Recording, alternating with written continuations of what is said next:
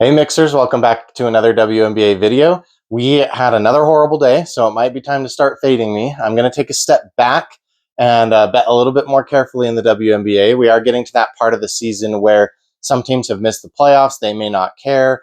Some teams are caring about their seeding. Some teams aren't caring about their seeding. They're just happy to be in the playoffs. So it's going to be a rough 4 to 5 weeks probably, and then once we get to the playoffs, we should have some pretty good games again. So let's jump into the recap first. All right, so somehow in two high-scoring games, I was able to find you three bets that did not hit. I don't know how that happened, but we took Kiki Ariathan over a double-double. She had 5 rebounds at halftime, so she was on pace to get us there, and then she only had one more the whole rest of the game.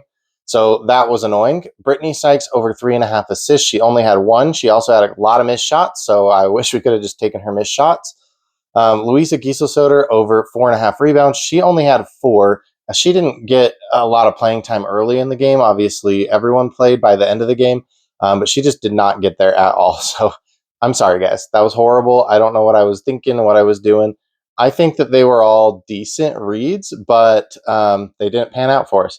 So that brings our total WNBA run for the season down to 107, 86, and 2, which is 55.44%, which is trash in my opinion. So let's get into the picks for today. I don't have any best bets for you today. I'm taking it very careful. The slate is ugly. So first we have the Liberty, playing the Sun, which are on my ban list, and the Liberty, we don't even know which players are going to be on the court. Breanna Stewart might play. Sabrina probably won't play. I don't know. Natasha Cloud was questionable for a little while, so I'm staying away from that game completely. And then the other game is the Chicago Sky, who have nothing to play for, going up against the Red Hot Aces, who have won 10 games in a row. So here's what I have for you. I'm just going to do 2 Goblin plays today, pair them together, get a little double up if they hit. So Jewel Lloyd over 1.5 3-pointers. Whether this game ends up being high scoring or like a big blowout, I don't know how Jewel Lloyd doesn't at least take a couple of shots from the corner, and she should be able to sink them easily against the Chicago Sky team. And then the next one to pair with that is going to be Angel Reese over 9.5 points. I know people don't think she's going to score. I looked at taking her first half points at 6.5, which is a regular line, and I don't think that that's bad. So you could look at that, but I'm just going to take her full game points over 9.5, that lowered line. She's over 85% of the time. And I don't think that they're just going to roll over. Although if it does become a blowout, yeah, Angel Reese probably isn't going to play in this fourth quarter at least, maybe in a majority of the second half of the game if it becomes a blowout.